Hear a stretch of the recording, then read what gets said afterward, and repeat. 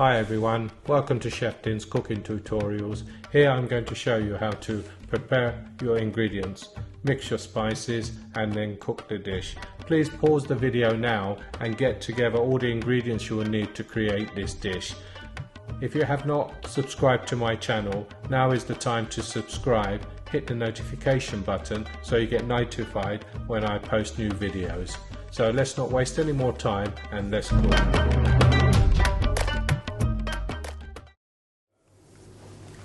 Hi, I'm Chef Din and today I'm going to make a pizza dough because I've got friends coming round and they all fancy a pizza, so I've decided to use my old recipe which I had many years ago, taught to me by a pizza chef, and now I'm going to show you how it's done. We're going to ferment it twice to give it maximum flavour to the dough. So first we have 300 mils of water in this bowl. It's at room temperature, so in this we're going to put the yeast. That's 5 grams of yeast, and also about 10 grams of honey as well, just to help the yeast the kind of natural way to ferment. So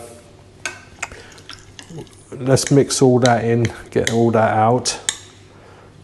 Then we're going to put 300 grams of just plain flour I'm using. I haven't got the 00 flour, but I found that this all-purpose flour I use here is very good. It's about 12% protein, or 12.5% protein. So mix that in well. I'm going to mix this really well. I've got 300 mils of water. We've got 5 grams of yeast and 10 grams of honey. So in this I'm going to put 300 grams of flour. So we give that a good mix. This is the first stage of our fermentation, so it's going to really make this pizza dough nice. So give that a good mix.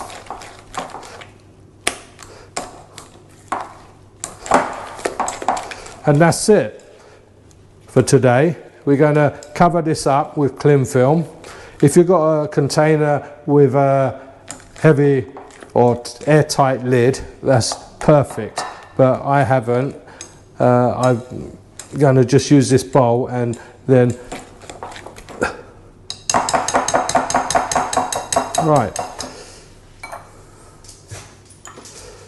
that's it. Now we'll cover it up and we'll leave this out for an hour, and then we'll put it in the fridge. It's always best to use a knife, much easier. Okay, that's fine, nice and tight. We're going to leave this for 1 hour, then we're going to put it in the fridge overnight, and we'll come back to that tomorrow. Right, now we come to the second stage. So get yourself a big bowl, and in this bowl put 300 mils of warm water, about finger temperature. In this put your 2 teaspoons of salt and about 15 grams of olive oil. Give that a really good mix now, and incorporate everything into the water before we add our dough mixture which we had in the fridge overnight. So what we want to do is mix all this in really well in the water. So I use a whisk. You can do it by hand if you want, whichever way you find easy to incorporate all this into the water. We have to do this well before we add our flour basically. So give it a good mix. It'll take a good 5 minutes really, just to get everything in the water nicely mixed. So as you can see, it's a bit what do you call it? I'm going to put the whisk to this and give it a good whisk. This I find it's much easier for me. So incorporate everything like this first, and then we'll come back to it. And get the remainder of your flour, that's about 700 grams. I'm going to sieve this straight into it. So you can sieve the flour beforehand, or you can sieve it just like I'm doing now, and get all that in there. And what we're going to do is mix all this up nicely and form a dough.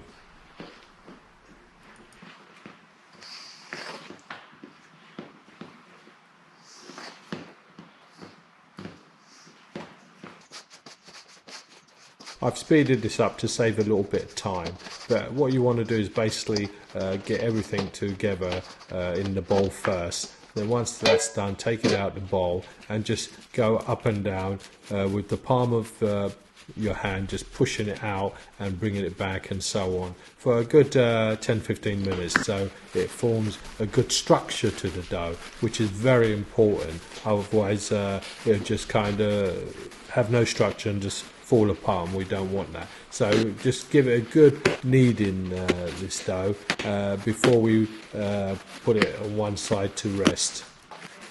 Right, we're nearly there now, and it's looking good. What you need to do now as you finish off, just pull it towards you a few times, holding at the bottom to create the ball. Now what we're going to do is just cover that with the bowl for about 30 minutes to let it rest before we get to the next stage.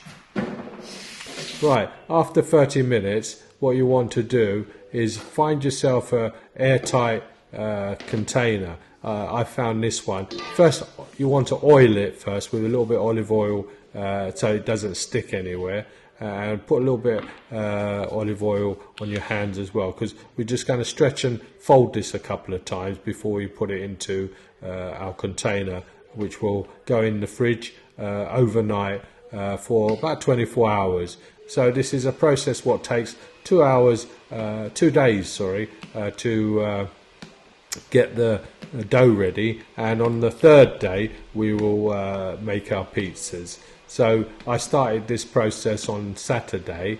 My friends are coming on Monday, so Saturday, Sunday, then Monday I shall make the balls and leave them out to get to room temperature and ferment a bit more, and then basically make our pizzas. I'm just covering with a little bit of oil, and I've already covered the inside of this container with oil, so give it closed and then put it in the fridge, and that's it. It's done. Now it's the next day now. This is Monday, so I'm getting everything ready. I've got the mozzarella here, so what I'm going to do is chop it into like half inch or 1 centimeter piece, like you see, then slice it again 1 centimeter, and what I'm going to do is leave it in the sieve and put it in the fridge, so the remainder water will drain from this. So I've done this in the morning, and I'm going to make the pizza about 6 o'clock this evening. So just put it into a sieve like this in a bowl, and then cover it with cling film and just leave it in the fridge, and that's done. Right, now it's about 3 o'clock, and I'm going to make my dough balls. This has been sitting out for about an hour before I'm going to make the dough balls, and basically what I've done is left it out in room temperature for about an hour. So I'm going to make the dough balls and let them sit outside in room temperature for about a couple of hours, so they'd be just right to make the pizza at 6 o'clock. So I've taken the dough out of the fridge about 2 o'clock. I've let it sit outside for 1 hour, and now I'm about to make the balls at 3 o'clock, and then basically they're going to sit out for 2 to 3 hours at room temperature to ferment the last fermentation before we make our pizza. So watch how I do it. It's quite straightforward, really. It's not difficult. Once you've done this a couple of times, you should get the hang of it. Now turn it out, and what we want to do is put the bottom side down. So what I've done is tipped it out, so the bottom side is on the top, but what we want to do is turn that bit I've cut upside down first, and then make our dough balls like so, and go in with it like this. If you're an expert, they just pop it out. I'm not an expert in making pizza. This is not my field, but they still turn out great. So now the pizza chefs, I see they just pop it out as if it's no effort at all, but I haven't got that skill, so I just do it this way. It works, it's the same, but make sure you weigh them out all the same. So I making the balls about 250 to 260 grams each ball, and just turn it into it and close it all up so it's nice and stitched up, and that's it. Your dough balls are done. It's a bit like making naans as well, same similar really. So give it a good, and that's it. Put two in a bowl like this, a tray, and then we have to cling film it. Make sure it's airtight when you cover it with cling film, because we don't want any air getting to it. So just carry on doing this and make all your balls up.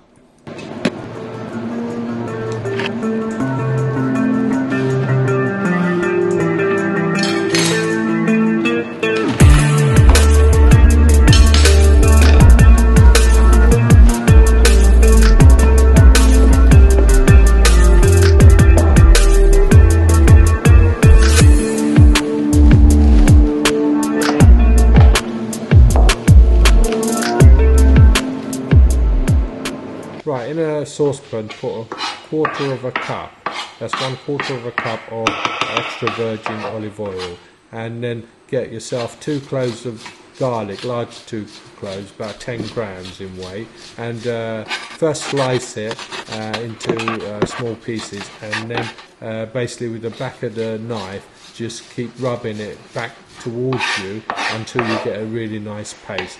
Now I made a mistake here. What I want you to do is first put in the anchovies, not the garlic, because the garlic seems to cook too quick, and I forgot the procedure. So put your anchovies in first into the oil, and once that's all melted in, then put the garlic, because what I had to do is basically add some tomato sauce into this, because after I've added the anchovies, I noticed that the garlic was getting too well caramelized, and what happens there, afterwards it would go black and it would go bitter. So I've had to add a couple of large spoons of this tomato puree which I've made up, and to stop the process of the garlic from going from golden to black.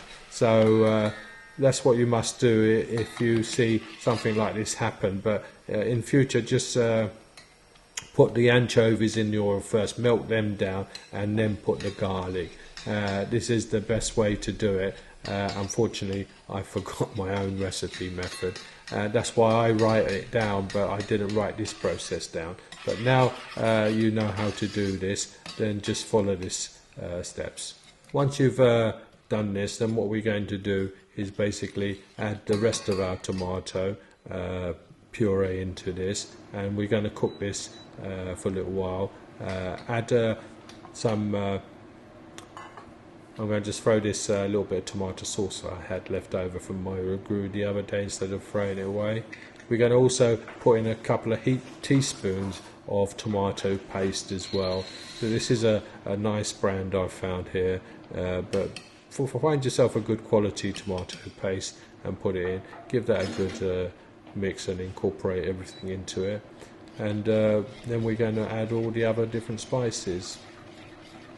Right, now add 2 teaspoons of brown sugar. So this will just to give a little bit of hint of sweetness, but don't worry about that because we're going to also add other spices to this. This is my twist on my tomato sauce, what we're going to use on the pizza. You have to try this. This is really nice, and you'd be surprised how tasty it is. The friends I had who come round, that's chili powder I'm putting in. That's just about a teaspoon of hot chili powder. so the sweetness and the chili will give a good balance. And I'm putting in some oregano, and we're going to also put some thyme in there as well, and at least a teaspoon, half a teaspoon of black pepper. Just mill that in, and all this incorporated will give a really tasty flavour. Now what we want to do is basically cook this for a good hour, so it really softens up and cooks well. So what we want to do is basically bring it to the boil and then turn it right down to the lowest point, maybe number 1, number 2, and just let it bubble away gently for a good 1 hour. Keep an eye on it doesn't dry out too much. If it does, just add a little bit of water, but not a lot, maybe a couple of tablespoons or something. That's the basil gone in, so that'll give it a nice flavour, and that's it. The sauce is done. Now my friends will be here soon, so what you want to do is, once it's done like this, as you can see, it looks really delicious, let it cool right down so it's cold. Now my friends are here, and I'm about to cook my pizza. So as you can see, the dough is nicely fermented and it's nicely ready. I'm using semolina here. What semolina does, it doesn't burn so easily like flour, and also gives a nice crunch to the pizza itself. So from the middle, push outwards, forming a ring around your dough. Turn it over and do the same. Pizza chefs who are experts at this make this procedure so easy. That's because, like everything, the more you do it, the expert you become. But I can assure you, if you follow my recipe, these pizzas will be absolutely delicious. What you see me putting on this topping is a ragu I made yesterday, where I had spaghetti bolognese. So some of it I put in a saucepan and dried all the moisture out, and then left it in a bowl to cool down so I could use it as a topping. It's really tasty topping. I'll put the link to the bolognese sauce in the description, so you can basically check out to make it. But anyway, carry on making all your pizzas. I made 6 dough balls, thinking I would only use 4 for 6 people. But guess what? At the end of the day, I had to use them all because my friends really enjoyed it, and he loves pizzas. So he said it's probably one of the best he's tasted, and he just couldn't get enough. So I used them all up, and they enjoyed it, and they enjoyed watching how to make it as well, as you can see. The most important thing is that they enjoyed eating it. So that's all you need in life, is good friends, good food, and guess what? Max also enjoyed eating it as well. He just couldn't get enough of it. So bye for now, and let me know what you think.